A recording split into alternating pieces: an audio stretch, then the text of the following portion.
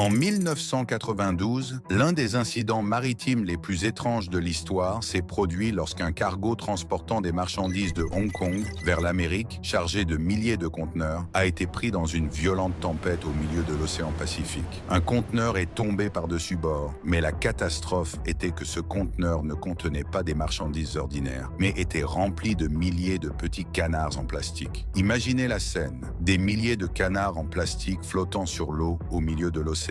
Avec le temps, ces canards ont commencé à se déplacer avec les courants océaniques. En 1993, un an après l'incident, le premier canard a échoué sur les côtes de l'Alaska, suivi de milliers d'autres, ce qui signifie qu'ils avaient parcouru des milliers de kilomètres depuis leur point de chute. L'histoire est devenue encore plus fascinante avec le temps. En 1995, les canards ont atteint Hawaï et sont apparus au Japon. Certains sont restés coincés dans la glace pendant des années avant de se libérer et d'atteindre les côtes et des États-Unis, de la Grande-Bretagne et de l'Irlande d'ici 2007, après un voyage de 15 ans, ce qui signifie que les canards avaient presque fait le tour du monde. Les scientifiques ont décidé d'utiliser cette histoire pour étudier les mouvements des courants océaniques. Les canards sont devenus des outils d'observation, aidant à cartographier avec précision les trajectoires des courants marins. Cet incident a pris une telle importance en océanographie qu'il a reçu un nom spécifique et est devenu un symbole de l'étude de l'environnement marin. Mais l'histoire ne s'arrête pas là. 5 ans après l'incident, certains canards sont apparus dans des ventes aux enchères publiques et l'un d'eux a été vendu pour plus de 1000 $. Depuis 1992, les canards continuent d'apparaître sur de nombreuses plages à travers le monde. À votre avis, pensez-vous que vous pourriez en trouver un?